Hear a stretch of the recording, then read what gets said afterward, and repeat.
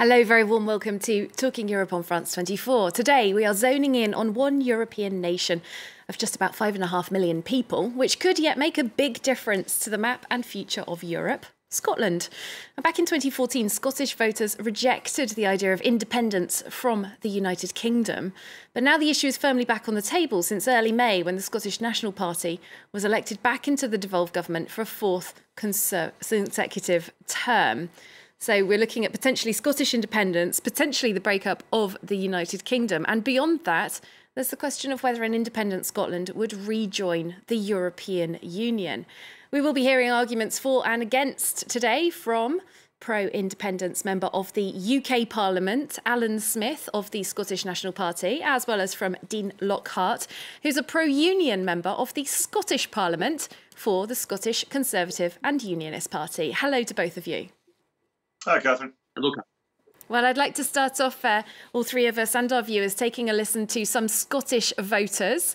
Our correspondent Hervé Emoric has been asking what ordinary Scots make of the whole question. On the palate, sláinte.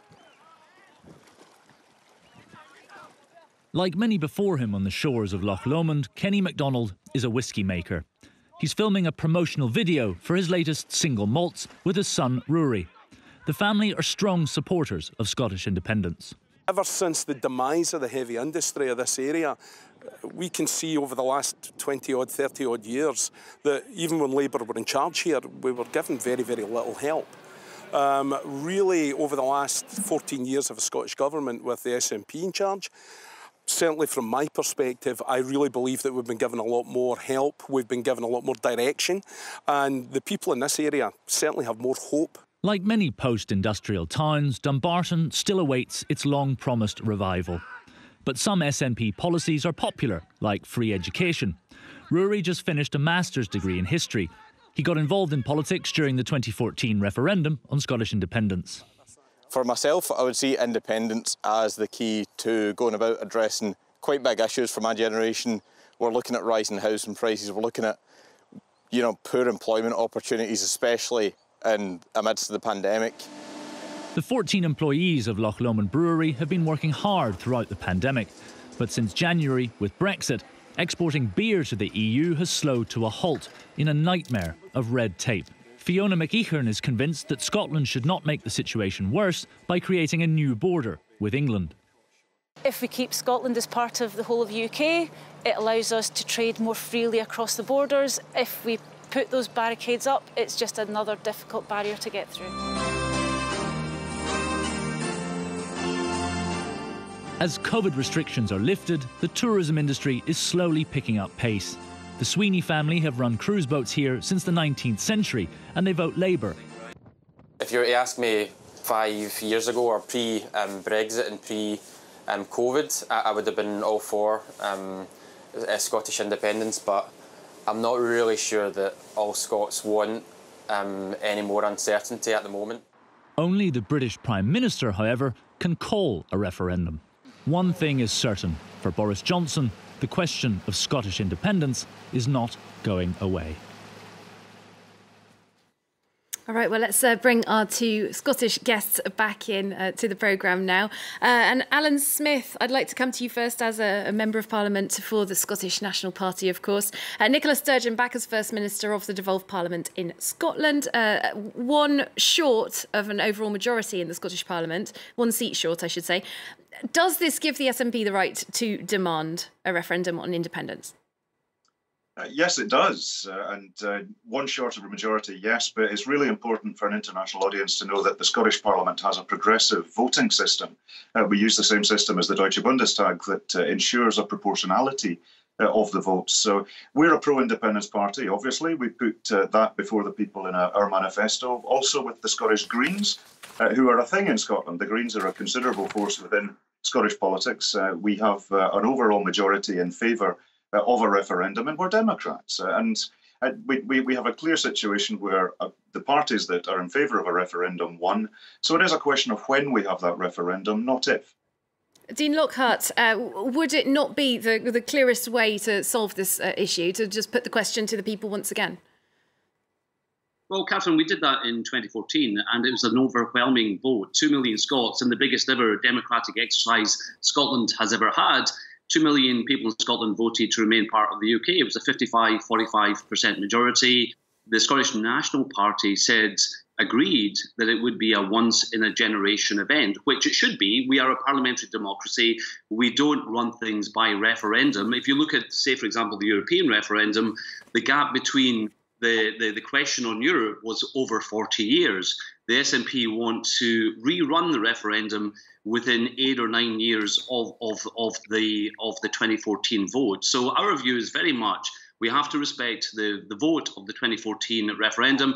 And during this time of crisis, the absolute priority of the Scottish Parliament over the next 5 years has to be dealing with the COVID pandemic, rebuilding community, saving jobs and livelihoods. This is not the time for another constitutional divisive debate. All right, well, actually, let's just hear from the UK Prime Minister himself, who says something very, very similar to you just a couple of weeks before the Scottish election. Here's Boris Johnson. So I just find it incredible that the SNP would choose this moment again to push their campaign for separation. Just when everything is beginning to reopen again, when we will soon be reunited with our friends and family, the SNP think that this is the time to turn us all against one another, to start another political fight. Perhaps I shouldn't be surprised by this. It is their party's obsession. Yet surely even they have a sense of priority, of what is important right now. Alan Smith, Boris Johnson, they're saying that your party is obsessed with an issue that is not important right now. Well, from the man who inflicted Brexit chaos on us and is betraying his own promises on a daily basis to our fishermen, to our farmers, I think we can put that in context, and I think a European audience knows very well how credible Boris Johnson is. Obviously, look, COVID is hitting all countries worldwide. It's a pandemic. It's a deeply serious thing. And it is our priority. Of course it is. I'm having meetings with businesses across Stirling, my district, across the rest of the day to help them through this process. And we're going to be living with the consequences for a long time. But independence will be part of Scotland's recovery. And that's where it's not a divisive debate. It's an energising discussion about rejoining the European Union, the customs union, the single market. That'll put rocket boosters on our recovery. That'll get us back into students into the Erasmus programme, freedom of movement in and out of Scotland. Look at how Ireland's been treated by the EU over the last 4 years. Scotland can have some of that as well. And it's not a distraction from the recovery. It's an integral part to it. And I take Dean's point about 2014. Of course, we had that vote. I was closely involved in it myself. But things have changed since. And the biggest thing that's changed is Brexit, where we were taken out of the EU against our will. We are a European nation. We're a social democratic government. We're the European mainstream in politics. I sat in the European Parliament for 15 years in the Green Group. We're right in the centre of European mainstream. And we want to get back. And we'll have real-world advantages of rejoining the EU. Well, Dean Lockhart, it is undeniable that the EU referendum showed a marked difference of opinion between Scottish voters and those in England and Wales that were pro-leaving the EU. Nicola Sturgeon, like Alan Smith, says Scotland was dragged out of the EU against its will. Brexit was not the will of the Scottish people, was it? And it did come after that independence referendum. Well, the legal position, obviously, is the UK is the member state. And if Alan quite rightly points out that Brexit has resulted in some disruptions, but that would be absolutely nothing compared to Scotland being removed from the United Kingdom. Because if you look at the economic reality, over 60% of Scotland's trade is with the rest of the UK. Scotland's trade with the European single market is 17% of our trade. So, and we're talking about trade barriers being in place between Scotland and the rest of the UK. So economically, I think the Scottish National Party and other people who believe in independence just haven't made that case, economic, financial case for independence. We don't know what currency the SNP want to use. We don't know the position on the central bank. And as for the question of Scotland rejoining the EU Stability Pact requires member states who join to have a fiscal deficit that is at least 3% or less than 3% of GDP. Scotland's fiscal deficit right now is 10 times that. It's about 30%. So there are massive economic questions that SNP just can't answer about what independence would mean. And that's why I think the Scottish Parliament is one of the most powerful devolved parliaments in the world. Powers over education, over finance, over enterprise, over housing, justice, education. We have all the powers in the Scottish Parliament. I've been there for over 5 years. We have all the powers in the Scottish Parliament to address the rebuilding after COVID. And that's what we should be getting on with. Just got a brief bit of time for Alan Smith, who I'm sure wants to respond to what you just said there. Sure. The legendary things that are thrown up that this will be a barrier, this will be problematic. We're not having the referendum tomorrow. And we can't simultaneously be having it tomorrow, but we've not made the case. In 2014, we did the White Paper, which was a really well worked out document that allowed the people of Scotland to test the prospectus for what an independent Scotland would look like. We'll do exactly the same again next time round. And that underlines my point that we're not doing it tomorrow. We can't do it tomorrow. We need to have a clearly agreed legislative, legally binding referendum agreed with the UK government, a constitutional process, and getting back into the EU single market will put rocket boosters under our recovery. There will be a more significant border at Carlisle, but it'll look more like Calais than anything else, and we'll be able to say exactly to the people of Scotland and businesses what it'll be. And that's for goods. We'll keep the common travel area for people, and for services, which is far, far more significant to the Scottish economy, we'll need to see what the future arrangements with the EU actually are. But I'm confident getting back into the single market is where we need to be. OK, I'm sure Dean Lockhart would like to respond to that as well. We'll have to do that in the second part of the programme. We're going to take a short break, get a quick news update, and then we will come back and we'll look closer at all of these questions. See you there.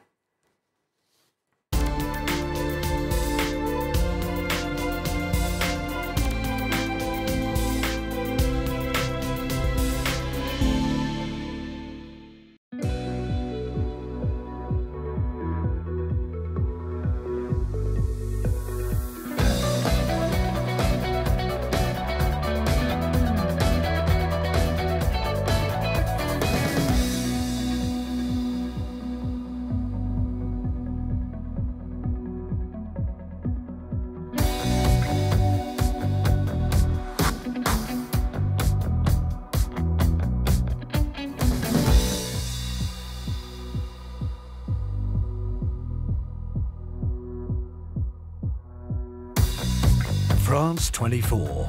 Every art form. Liberté, égalité, actualité.